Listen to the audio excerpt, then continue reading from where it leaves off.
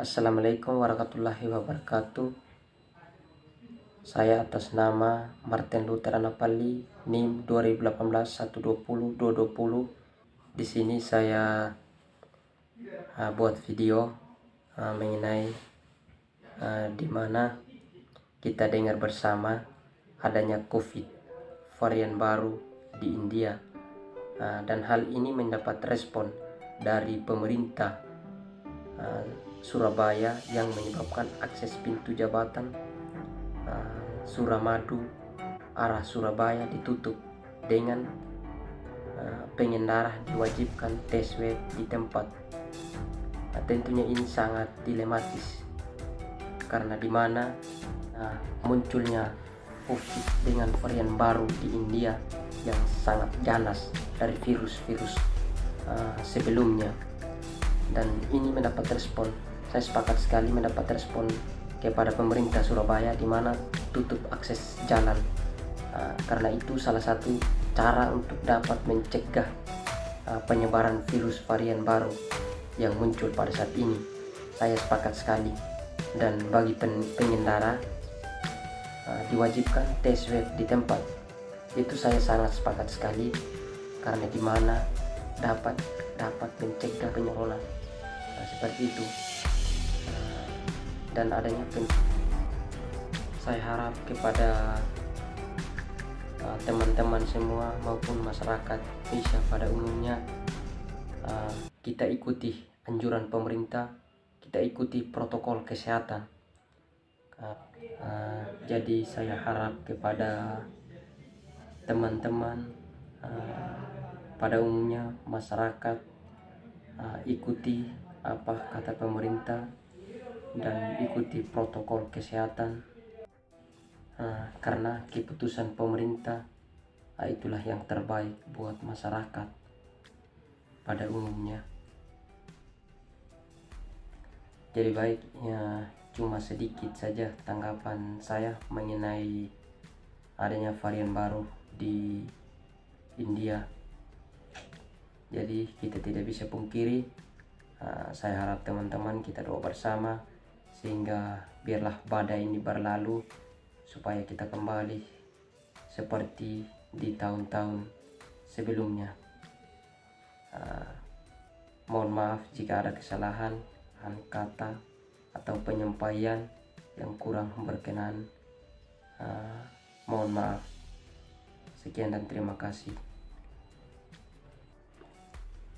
Assalamualaikum. Kembali lagi bersama saya, di mana di sini saya membuat video tugas yang kedua lagi, di mana mencari isu yang menyebabkan pajak sembako terhadap sekolah. Di sini saya mendapatkan isu di mana isu ini tersebut menceritakan begini.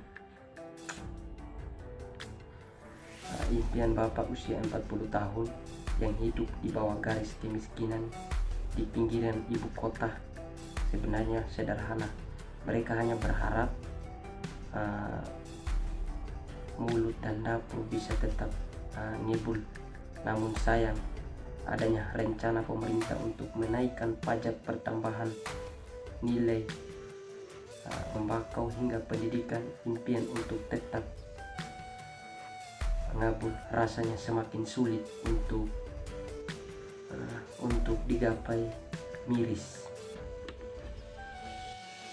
Di sini juga hampir setiap tahun cukai rokok dinaikkan oleh pemerintah untuk mendongkrak penerimaan negara. Tahun ini cukai hasil tembakau atau CHT khusus untuk tipe sigaret kretek mesin ASKM naik rata-rata 12,5%. Kenaikan tersebut akan berdampak pada kenaikan harga pokok di pasaran. Bagi masyarakat miskin, rokok termasuk kebutuhan pokok yang menyumbang garis besar bahkan terbesar kedua setelah cukup di perkotaan GKM rokok mencapai 13 5% dan di pedesaan setara dengan 11,8,5%. GKM total menurut data BPS untuk periode September 2020, rata-rata kenaikan CHT dalam 5 tahun terakhir tercapai lebih dari 10%. Untuk saja perusahaan rokok tak serta-merta menaikkan harga sehingga bapak-bapak masih bisa mengisap rokok terlepas dari masalah. Dan dampak kesehatan yang ditimbulkan rokok tetaplah kebutuhan bagi masyarakat, terutama penduduk miskin. Kenaikan harga pokok sudah pasti menggerus daya beli masyarakat kalangan menengah ke bawah. Tidak cukup CHT saja yang dinaikkan, kini PPN untuk berbagai kebutuhan pokok dan pendidikan rencananya juga ikut dinaikkan. PPN untuk tarif umum akan dinaikkan dari 10 menjadi 12%, sementara untuk jenis tertentu akan dipatok terendah 5% sampai 25%. Khusus untuk sembako yang sebelumnya dikecualikan dari PPN akan dikenakan di kisaran 1%. Lantas apa dampak peningkatan PPN tersebut? Sudah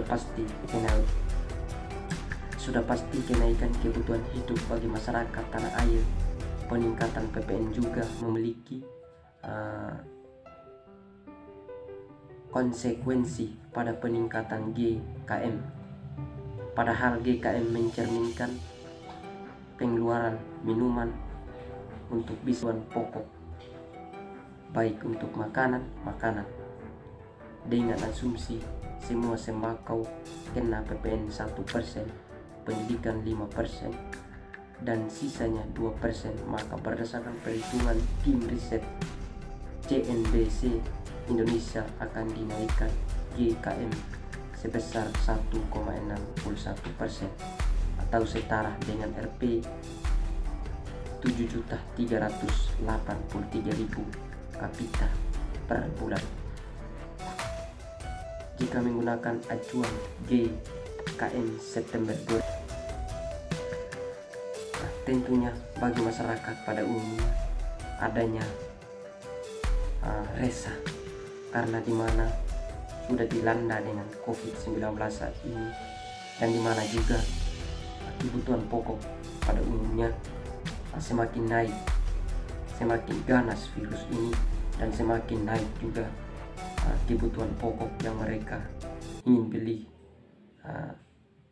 dan ingin mereka butuhkan untuk memenuhi kebutuhan mereka. Jadi ini sangat-sangatlah menjadi masyarakat resah, merasa kekurangan segala sesuatunya, karena satu-satunya kebutuhan masyarakat adalah kebutuhan pokok yang mereka butuhkan sekarang sudah semakin naik. Di manakah pemerintah? Di manakah pertanggungjawaban pemerintah? Pemerintah seharusnya mempertimbangkan hal ini, apalagi dengan anggaran kebutuhan sosial tahun ini dipangkas di tengah daya beli masyarakat yang belum pulih benar.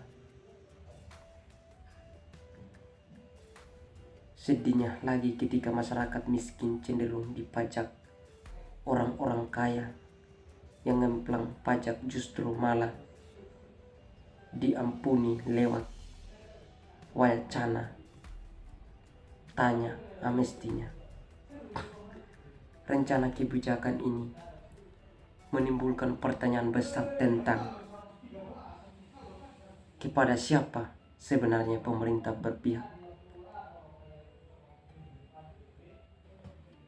Sebenarnya prinsipnya sederhana saja. Jika belum mampu membahagiakan rakyat miskin, setidaknya berusahalah untuk tidak mengurangi kebahagiaan masyarakat. Tolong pemerintah, lihat keresahan masyarakat pada saat ini. Di manakah pertanggungjawabmu sebagai pemerintah, sebagai wakil rakyat?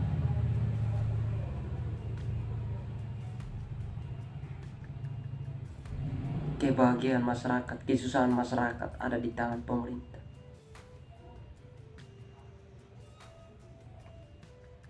Tolong.